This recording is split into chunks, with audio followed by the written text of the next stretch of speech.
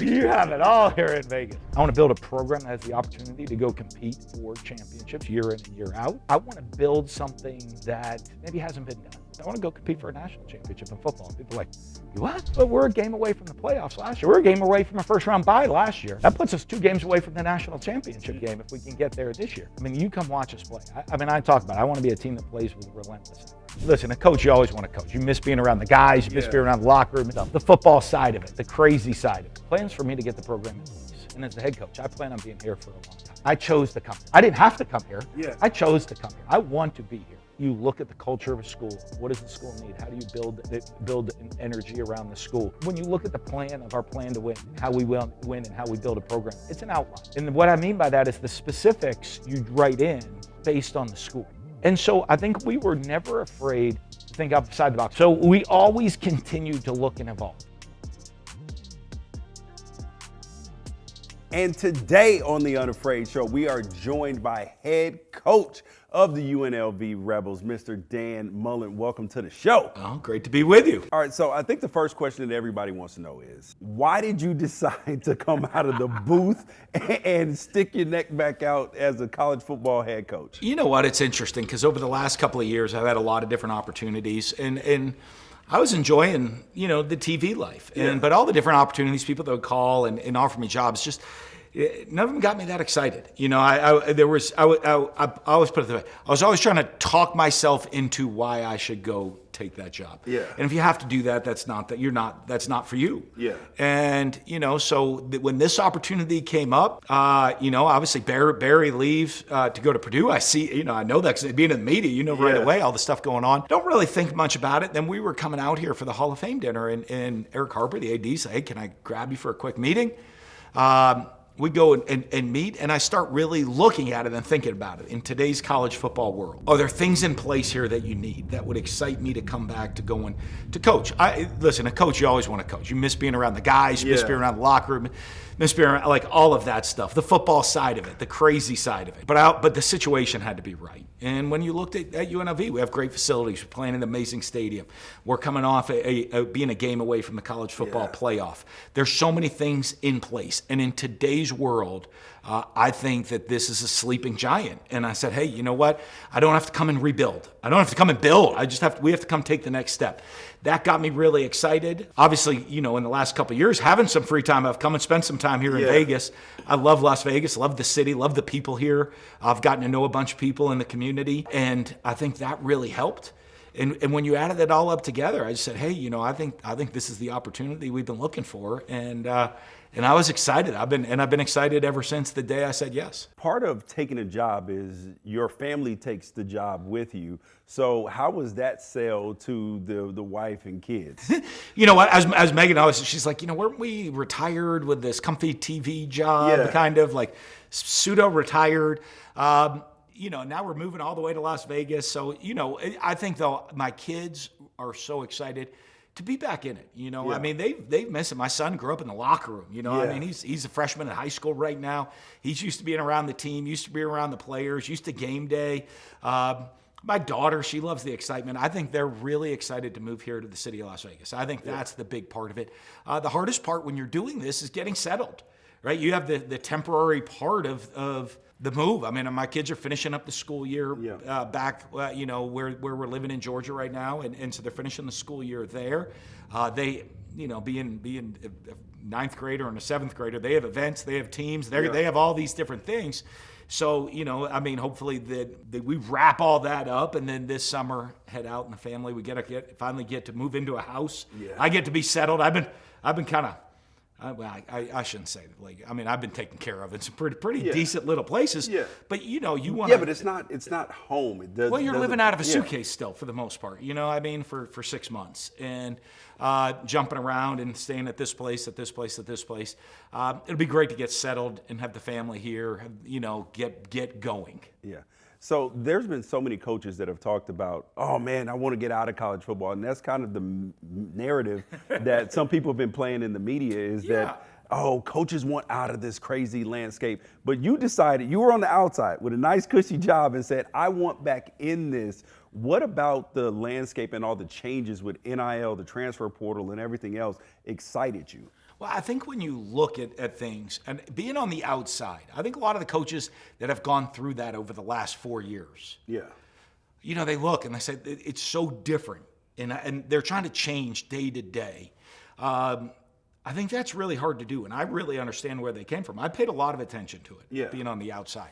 And so really looking from the outside in of the new makeup of college football, the realities you have to accept, I think was a huge part of it,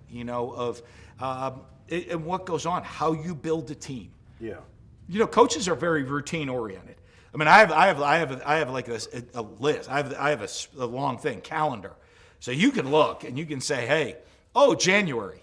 Here's the 75 things we got to make sure we check off to make sure it get done in the month of January. Yeah. Okay, February.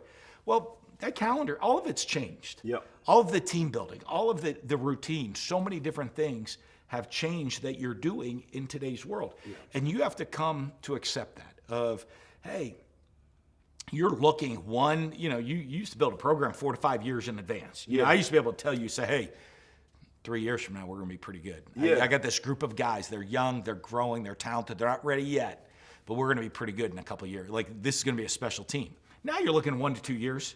Guys are coming and going. It used to be 20% of your roster was new a year, 20% would graduate, 20% would come in. Now it's 50% plus from 1 year to the next. And I think if you come in understanding that, you come in, hey, here's the sales pitch. Here's what makes UNLV great, right? Here's what you can do. Guys that are coming in, high school guys, here's our vision of how this is going to work.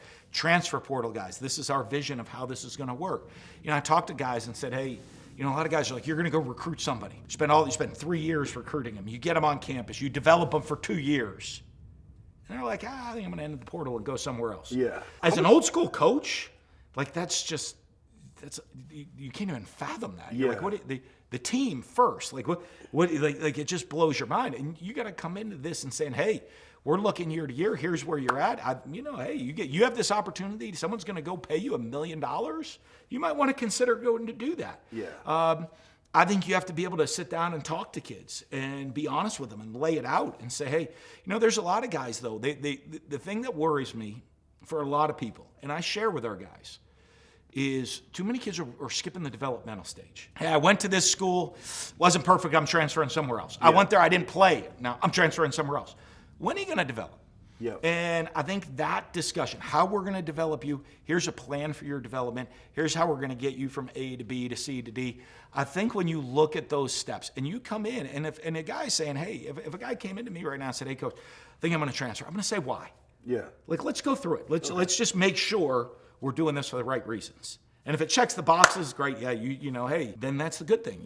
That's fine. Well, there's somebody else that's going to, guess what? There's someone at another school that really wants what we're offering right now. Yeah. So we'll go grab them and they'll come be part of the program. So what is the philosophy on building a program at UNLV right now? Because, one of the things that Group of 5 coaches consistently talk about is tampering and the P4 schools.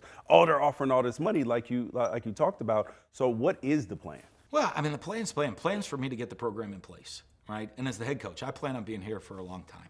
So I'm going to get my program installed.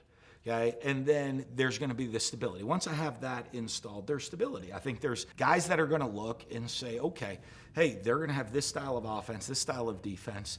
The program's in place. Hey, we're going to have coaches come and go. We're going to have players come and go. The program's going to be in place. Now, year one, it takes a little time to get that going. Yeah.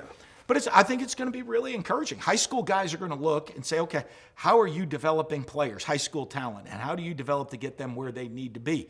It used to be, guys would come into high school. I want to be here for 3 years and get an opportunity to go to the NFL. Now, hey, I might be here 3 years and forget. If you're good enough and someone wants to pay you crazy money, maybe you go do that. Maybe it's better than the NFL for you. I don't know. Transfer portal guys are going to look and say, hey, I was at this school, I was playing a little bit, or I was doing this. This guy similar to me went to UNLV, and all of a sudden he's an all-conference, all-American. They're competing he has the opportunity to go compete for and win a championship. Yeah. A lot of schools now maybe can't. right? And all of a sudden, hey, we're a game away from the college football playoff. I want to go play on that big stage. I want that opportunity. I have 1 to 2 years left. I want to go do that. I think the key to us as we look at the recruiting is we're going to build the foundation of the program. This is what it is. And then what we have to accept is there's going to be guys coming and going. I hope our coaches do such a good job that big schools are offering them a lot of money. Yeah. I hope our players are doing so. I hope we have players that are so good. Schools are trying to come steal our guys, maybe. And I look at them and I say, hey, if that's what's the best opportunity for you, you need to go take it. However, look at the reality of the situation. Look at where you are, your development. What's the ultimate goal at the end? And if it fits to stay here, you probably should stay here. And I think when we have that program and the foundation built in place, I think it'll be easy for kids to make those decisions. See, you said that word earlier, acceptance. And did being on the outside of things allow you to accept it a little bit easier and to really create a game plan for when and if you were excited by another opportunity? Yeah, I plan on being here. Yeah. I mean, one of the benefits is I came here. I chose to come here. Like, as people like, I didn't have to come here. Yeah. I chose to come here. I want to be here. And you know what? One of the things that's always tough in coaches, and you see with coaches, is your kid, I look at it as a family. This is a family decision. Every decision I make, right now in my life is based on the family. Yeah. Football has been really good to me, so I want to make sure I love giving back to football, but more importantly, I want to be a great husband and a great father. And so I don't want my kids to have to jump around. I want them, hey, I'm here, I live here, I went to high school here, I got to go to this high school, graduate from this high school, I have a foundation in life, I wasn't jumping around.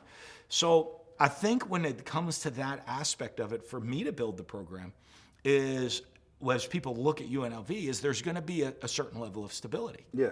Right? And there might not be at all the programs around the country, but there is a level of stability. Obviously, pieces within the program are going to change, and you're going to be able to accept that. And, coming back, like I said, from the outside in, I think you talk to a lot of the coaches, and they're at year-end meetings. Your year-end meeting. Hey, these are things you did well. Here's how you got to improve. Here's the plan for this offseason. Here's the plan for this. Here's the plan for that. And guys are saying, hey, damn, you got to get ready. Guys are going to come in and be like, I didn't get to play enough. I need to test the transfer portal window. I need this much money. My agent's going to call you. And as an old school coach, you're going to say, well, when are we going to talk about how you're going to get better? Yeah. When are we going to talk about how you're going to get your degree? When are we going to talk about the internships or setting yourself for long-term future? I think if you come in understanding there's going to be guys with that, some guys will still have that vision. Yeah. But there's other guys that won't, and you have to have that balance for both. I think that's a huge point of being comfortable back in here. As long as I'm the head coach, the program's going to be the same. The program's the program. That's what we're doing, and I plan on being here. So how the inner pieces change, I think it's going to be really easy because once after the first year, we're establishing the program. This is the third time I've heard you say already, I chose to be here. I want to be here. And I think that that's an important thing for UNLV fans to hear, recruits to hear, because you're a person who is not a stranger to having their name linked to jobs. When you were at Florida, he's going to take the Cowboys job. When Mississippi State every single year. Mississippi State, And you stayed. Yeah. So I believe that should give people some confidence in that you're saying, I want to be here and I don't want to move my family again. Yeah, and that's what it is. Like what I said, I love the city of Las Vegas. I think it's a great place. Every day I enjoyed being here. I'm very happy here. Yeah. And so, at this stage for me, I want to build something that maybe hasn't been done. What is that? I want to win championships here. I want to compete, not just conference. I want to go compete for a national championship in football. And people are like, you what? Well, we're a game away from the playoffs last year. We're a game away from a first-round bye last year. That puts us 2 games away from the national championship game if we can get there this year. So when you look at that aspect of things and guys coming in, the guys we want to recruit, I want to recruit guys that have a championship mindset. Recruit coaches that have a championship mindset. Yeah. I want to build a program that has the opportunity to go compete for championships year in and year out. And to do that, you have to have this stability. Bigger schools call, Power 4 conference schools call, offer all kinds of money to go different places. Yeah. I chose here because this is where I wanted to be. You've been a part of a lot of winning. You were a part of winning at Utah. You go down to Florida and win. You are the head coach at Mississippi State and win. Like, what is it about that Utah and that staff there? Because you had Kyle Whittingham a part of it, Urban Meyer, and now you're defensive coordinator. Well, your offensive coordinator who you worked under at that point in time. Like, how did all of that translate to you in your learning and growth as a head coach? You know what? I think there was so much in those days that we were able to learn. We were able to create. We were at a Bowling Green. You weren't under the spotlight all the time. Yeah. You were able to think outside the box and try new things and grow as coaches. I was a young coach back then. You were able to make some mistakes, learn from your mistakes, grow, look at things and say, hey, I like this, I don't like this, this worked here, that worked here. I also was pretty beneficial that I got to be at different size schools in different parts of the country as an assistant coach. So when I got that opportunity to go to Mississippi State, I mean, here's a guy from, born in Philadelphia, grew up in New Hampshire, showing up in Mississippi to be the head coach. Yeah. I was a damn Yankee, down there. Those are the Yankees that come and stay. Yeah, regular Yankees come and go. Damn Yankees come and stay. When you sit there and you understand, you look at the culture of a school. What does the school need? How do you build an energy around the school? When you look at the plan of our plan to win and how we will win and how we build a program, it's an outline. Yeah. And what I mean by that is the specifics you write in based on the school. Right? It's not a document that this is the exact way to do it. It's an outline of how you do it. And that outline is going to be a little bit different at Utah. It's a little bit different at Florida. It's a little different at Mississippi State. It's a little bit different here at UNLV. You fill in the specifics of the outline. The outline stays the same, but the specifics change. And I think I've learned that as a head coach. I've learned to evolve and grow and make sure the outline we're going to use, but the specifics, we're going to make sure we're applying it right to the university. But you're also applying it right to the team you have, because every team is a little bit different each year. And I got to apply the outline, the specifics of the outline to the individuals and the team that we currently have for this year. What are some of those specifics that fans and people can look for this year? Well, for us, you come watch us play. I talk about it. I want to be a team that plays with relentless effort. We can control that. Yeah. You know what I mean? We're still learning. I'm learning what guys can and can't do. Hey, what are we going to run offensively? Yeah. Well, whatever our guys can do. Yeah. As a coach, our job is to put them in a position to succeed. Listen. You think of UNLV, you think of Runnin Rebels, you think of high-scoring, explosive, up-tempo, winning. Yes. Around the country, if you say that, right? You say UNLV, man, you say Runnin Rebels, that clicks with sports fans, right? And they have a vision of what this school has represented in the past. We're going to bring that to the football field, right? We're going to be high-tempo, we're going to score points, we're going to be up high energy, we're going to go. But when they watch us play, most importantly, they're going to see a team that plays with effort. My job is to kind of make sure get us in the right spots. Yeah. You watch us play, we're going to play hard. Yeah. You're going to watch guys with a passion for the game of football. I want guys in this program, the one thing we're going out to recruit and bring guys in that love football. That's a huge deal. And then I talk to our guys you want to be a championship program. I want to watch people that come, hey, I watch them. Every week I come watch these guys. They get better. They get better every week. We want to peak at the end of the season. That's what championship teams do. So there's little things within the program that people are going to watch, and they're going to say, hey, boy, this defense, they are hard. They get after you, right? They are smothering all over the place. This offense, high-scoring, explosive. They're going to have an identity that they're going to embrace and be excited about. And an identity that I think this school embraced in the early 90s, and they did it on the basketball court, but a lot of the country relates to, a lot of people in this city relate to. Oh, for sure, yeah. And we want to just put that on the football field. Yeah, and you've been one of the people who's been credited with inventing the spread offense. You, Rich Rod, and then, Chip Kelly took it with the up-tempo, another New Hampshire guy. That's here in town now. Yeah, exactly. So how do you go about creating something, like you said, you get a chance to experiment when you're at Bowling Green, coming up with a new offense and a new way to, not manipulate football in a way that gives you an advantage? Well, a lot of things. You got to be willing to think outside the box, right? So, a lot of the things started. I remember going back, and we're at Notre Dame, and I'm a grad assistant at Notre Dame. Urban Meyer was the receiver coach on that staff. And you're going to play we're at Notre Dame. We're playing SC or we're playing Michigan, no big deal. You know, we're going to play Air Force or Navy, and they're like sweating, the defensive staff. They're like out of their mind, right? Bob Davies, the head coach, great defensive coach. Yeah, I mean, Greg Madison, Kirk Dolly. I mean, you got all these great defensive coaches, and they're like, Michigan, they're like, you know, hey, we're heading home, like, you know, but Air Force, they're like they're out of their minds. Then we go play Purdue. They had a guy named Drew Brees, and they were running empty. They were throwing in this empty formation more than anybody in the country, and they're like freaking out. So you sit there and say, okay, well, hold on. If that causes these guys that much consternation, there must be something good about what those guys are doing. Let's go study it. Let's incorporate it. You know, I mean, we went and built it. We went out to practice one day in a red zone period, and Urban's like yelling, like, we got to do that. We can't block the safety. We got to get this done. They have an extra guy right here. So I'm like, the next play, I'm like, all right, listen, we're going to run inside zone out of 2 tight ends. But tailback, I want you to line up to the field. We'll be in empty. And I'm just going to snap it. Quarterback, you just run the inside zone. Now, people call that the Wildcat down, right? So this is day one. We go do that. We go in after practice. Our D coordinator's like, you can't do that anymore. I can't fit that. You can't be doing that. It's like, I don't know how to fit that. So that means we need to do it. I'm like, all right, so we're going to do that now. So now we're on the right track of doing it. Urban's like, what did we do? I'm like, hey, we're going to get this, and we're going to run the same play, but just snap it to our quarterback. Just put a Q in front of it, and it's going to be a quarterback inside zone. I mean, just as simple as that.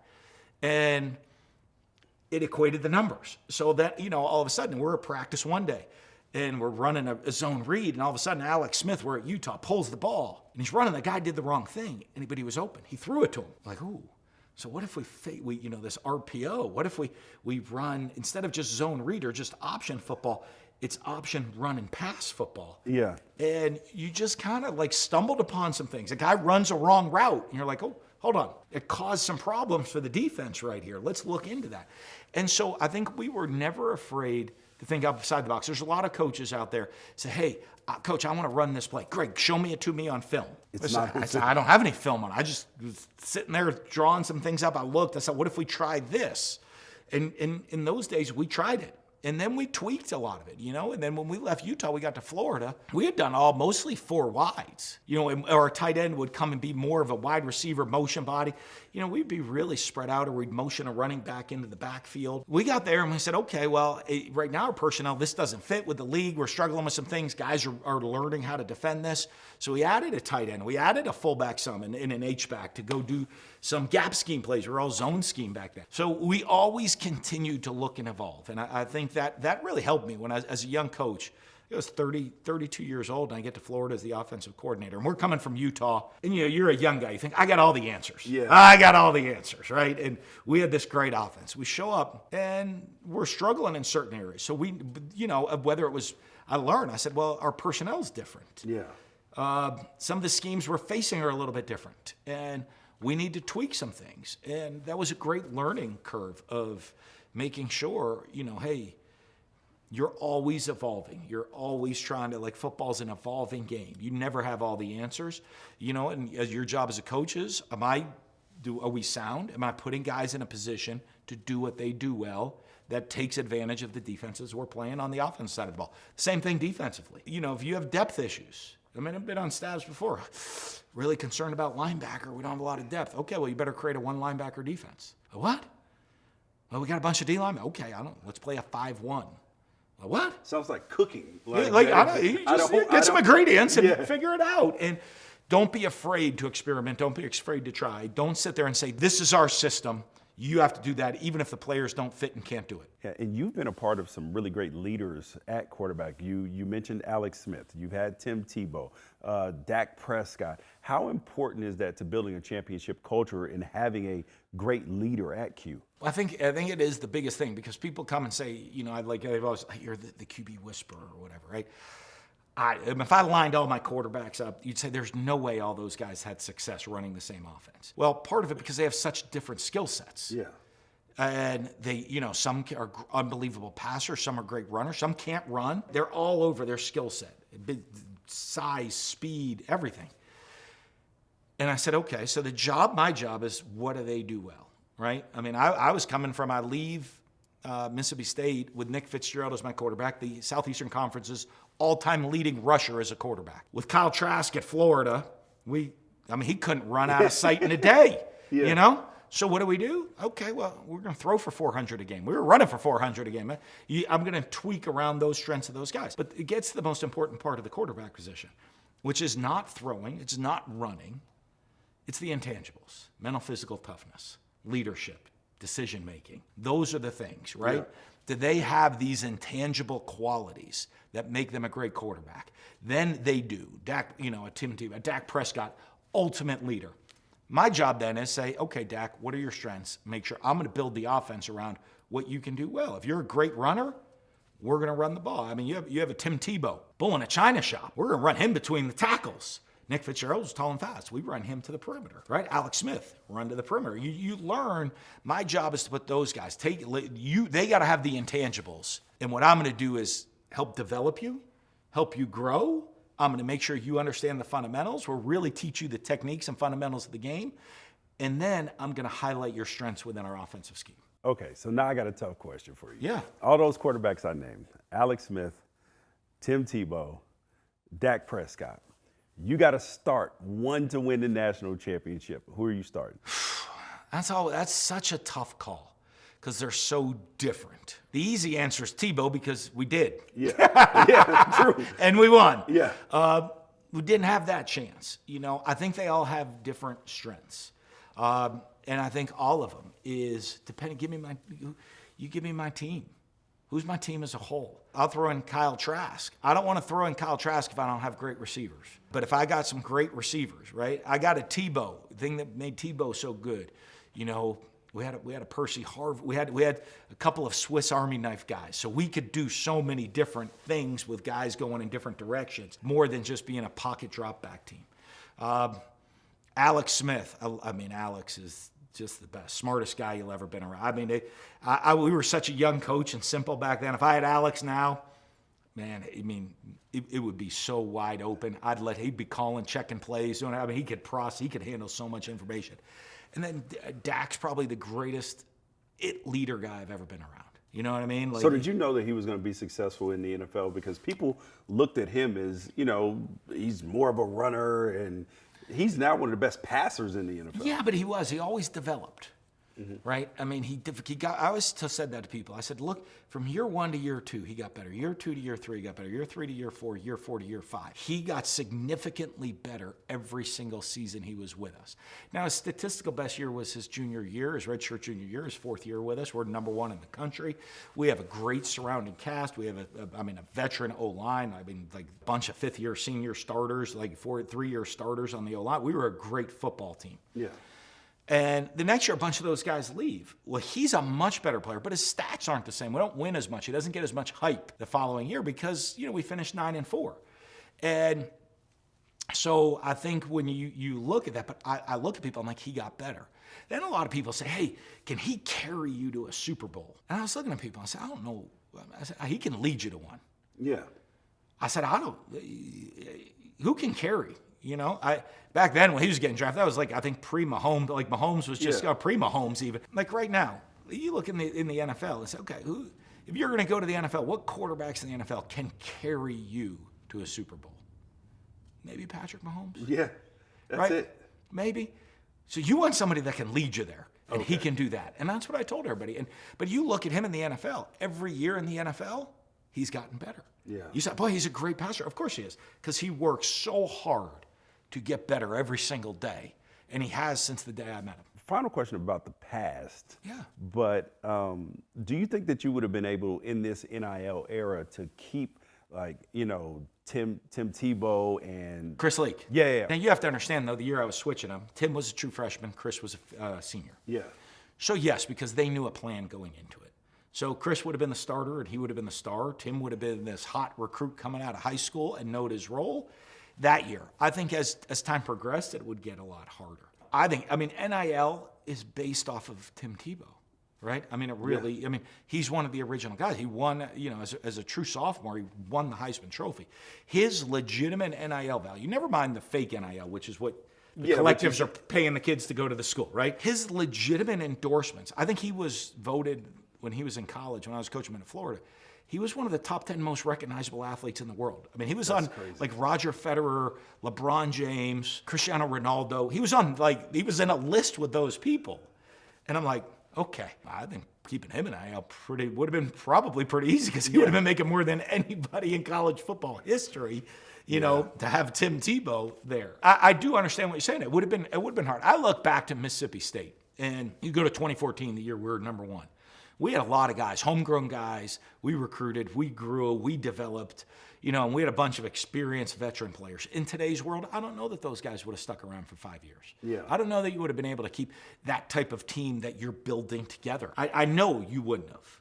But that's part of me being away from football, is understanding, hey, how I've done it in the past doesn't work anymore. I have to have a new way to do things. And instead of trying to figure that out day to day, I was just, you know, sitting in Bristol, Connecticut with, you know, Matt Barrie and Joey Galloway watching football games, thinking of ways of how you can go, hey, how would I get this guy? How would I form this team? How do I want to do things? What's new in college football in the offseason when everybody's portal this, transfer portal, recruiting here, this guy signed here, he went there. You're on the outside sitting in, and you got to look at it from afar and saying, okay, this is the new approach I would take to it. I wouldn't spend a bunch of time with NFL guys. Guys are under contracts. How you have GMs, you have this, you know, how are you running your, they don't recruit, you know, they're, hey, here's your offer, we're drafting for this, different offers. Now we still recruit.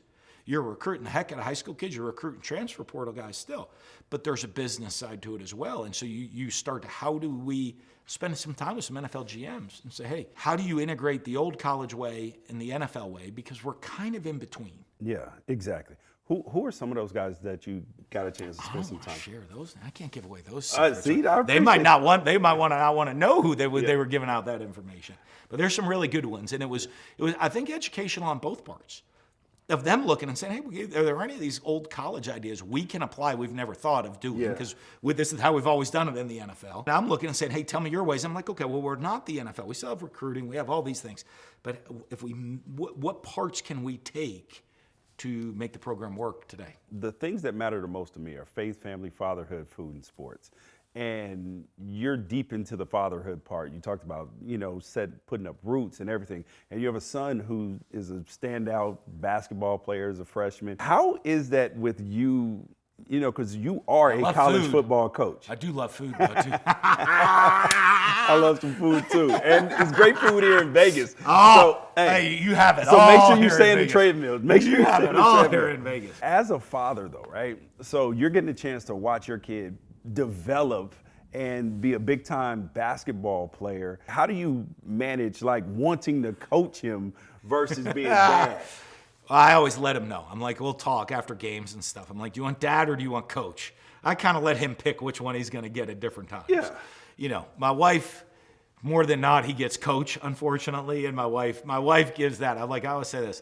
Like, if you want a hug after the game, you probably go to her. If you want to know how you need to get better, you come see me. Yeah. That's kind of, you know, it's just built in. I'm like that with the players. You know, I look at him. I want him to be treated, and I you know what, being a father and having him grow, I think makes me a better coach. You know, I'm looking, would I want my son treated this way? You know what I mean? And, you know, I just like people, you know, honesty to me is a big thing. Be honest with people. Right? It drives me nuts. Don't tell me you're going to do something and it's not that way.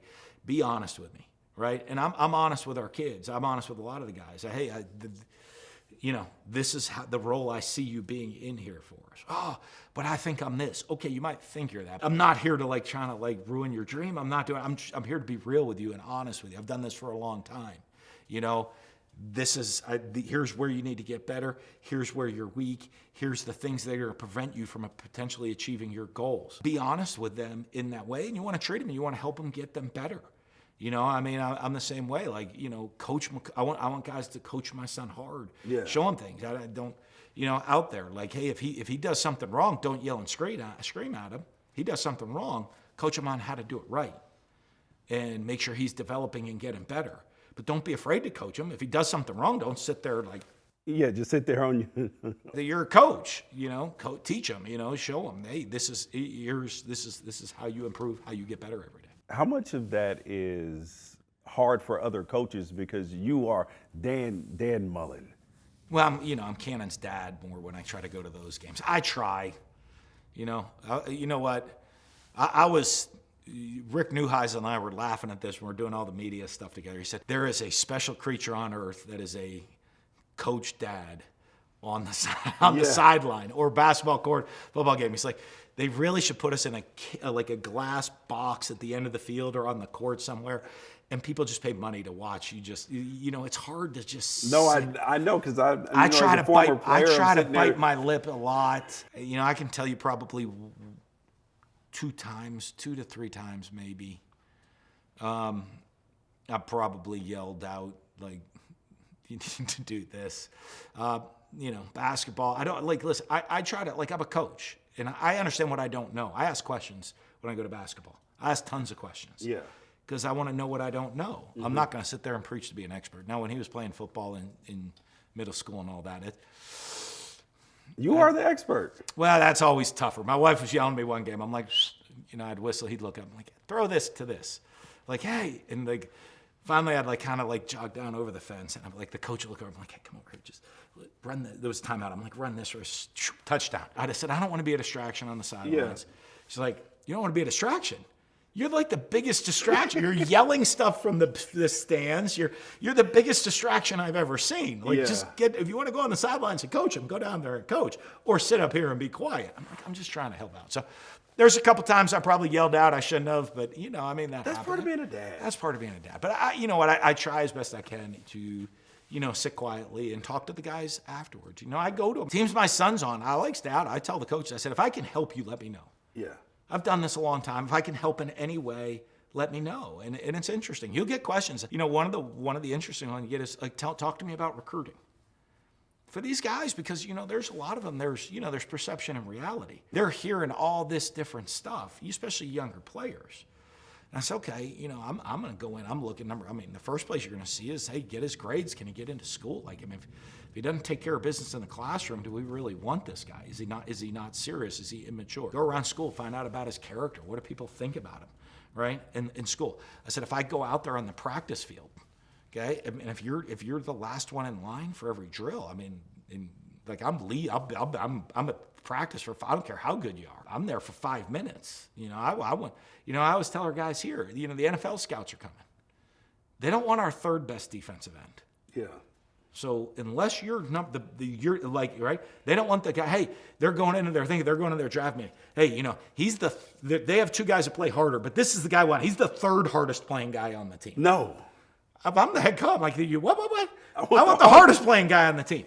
Right? So little things like that I try to help a lot of the kids with. They're like, hey, it's all about the points. I got to do, basketball. I was talking to some of the kids the other day. I got to have my stats. I said, no, you don't. You got to be a great basketball player. You got to be a team player. Are you making people around you better? If you're not, I wouldn't want you as a coach. And if I wouldn't want you as a coach, chances are the basketball college coaches don't want you as a coach, as a player. They're not going to want you. So, just little things to help guys out. And, a lot of the coaches ask me about that. In building your roster here at UNLV, you're going to have to recruit locally as well, because there's some really good high schools out here, some really good players that have come out of here. How do you anticipate building a fence around the state of Nevada? Well, I think a big part of it is you look at the history of UNLV, and one of the things that's hard is we haven't won consistently. So a lot of these young kids growing up, they're like, hey, UNLV's okay, but they don't win. Yeah. Well, you look at the last 2 years, played in conference championship games. Opportunity, hopefully this year, win a conference championship, get to a college football playoff. So now I'm a local kid here in the city of Las Vegas. I can sit and say, hey, I don't have to get on a plane and go around the country to go play at the highest level, to play for championships, do those things. I can stay home. And the culture changes. It changes quick. Think of these guys, most of the high school recruits, they started really paying attention 2 to 3 years ago. Yeah. Well, hopefully within 2 years, they tell me about UNLV. Oh, they're a championship program. Well, there's a lot of people in this city, UNLV football, we've struggled, there's a lot of fans that have struggled for a long time. Well, pretty soon you're going to have kids that are juniors in high school and say, tell me about UNLV football. Well, they play in the championships every year. They're a championship. They're in the playoffs. They're guys getting drafted. UNLV's a big time program. Now they don't have to get on a plane and head somewhere else. They can just stay right here at home and play. And we're going to recruit the city hard, but it's also the perception of the school. We can recruit them as hard as they want. They still got to want to come here. Yeah. And as the perception continues to change, which is, can I accomplish my goals? And I can do that right here at UNLV. Why do I need to get on a plane and fly to, freeze my butt off in the Midwest. You have, one of the criticisms that people have said about Dan Mullen is, oh, he's too loyal. And I actually look at that as a positive. Yeah, good and bad. Maybe it got. I view it this way: I'm loyal to people, but people have been very loyal to me. And I think in a way, it's like, boy, what's he like to work for? Well, I got to be pretty good to work for because people want to stick around and continue to work for me. Yeah. Through the years, so I think that's always been something that's there. I don't think loyalty is a bad trait. What I want to do is sit there and say, are we always improving? Are we always getting better? And I think, we did things at Mississippi State that no one had ever done before. Yep. So, I thought we'd had a pretty good career there. We had a lot of coaches that were with me through that whole time there. I think at Florida, we went to 3 New Year's 6 bowl games in 4 years. So I think we did some great things there. And so, when you're loyal to people, if things are going well, you're always trying to improve and get better, but you don't need to fix something that's not broken. Speaking of loyalty, Matt Barrie, a guy that you worked with for a long time, there's a famous tweet that went out that you retweeted, and people looked at it as a criticism of the situation at Florida. I looked at it as you being excited about your accomplishments and the things that you did at Florida. What did it mean for you for Matt Barrie to tweet that out and in support of you? Well, we're pretty close. We're really good friends, and Matt and I, we spent a lot of time together in the last 3 football seasons. We were calling Thursday night game together in studio, Friday, Saturday, but we were together all the time.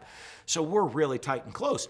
And I think he did it and inspired me looking, hey, people looking, you did some great things at Florida. Yeah. And put it out. And I did. And I have a great love for Florida. The last year didn't maybe end the way I want, and I didn't the finish of my time at Florida, wasn't exactly how I wanted it to be.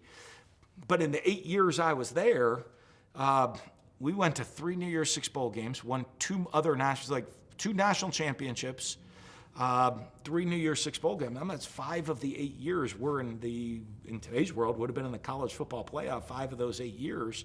That's not bad, right? With 2 national championships. That's so excellent. During in the 8 years as the coordinator and the head coach, I had some great times. So I have a great love for Florida, for the Gators, for all my former players, and that stuff. So when he put something really positive about what I did there, you put that stuff out, and like a lot of people say, hey, are you taking a shot? No, I still talk to a lot of the former players, a lot of the Gator people I still talk to. I'm still really tight with a lot of them. And so I think they understand me as, hey, I did a lot of great things. I'm part of the Florida program. You've had a lot of firsts at Mississippi State, you at Florida, and you've been a builder, right? Can you look into the camera and tell people what's going to be at UNLV and what they can expect? Well, I think this. Here at UNLV, what we need is all of the rebels around the country to buy into what we're doing. We need the city of Las Vegas to buy into what we're doing. We need you to come and support this team. Because I'll tell you what, we're in the entertainment capital of the world, and I want to make sure UNLV is the best show in town. And I want you to have pride in your school, in your team, in your city. And we're going to give you a team that can represent you on and off the field, competing for championships year in and year out. I need you to buy in, get behind us, come support us, and be our 12th man wherever we go. And you guys, he is Dan Mullen, head coach of the UNLV. He bringing the Runnin Rebels back here in Las Vegas. Thanks for coming on the show, Coach. Always great to be with you. All right, thanks.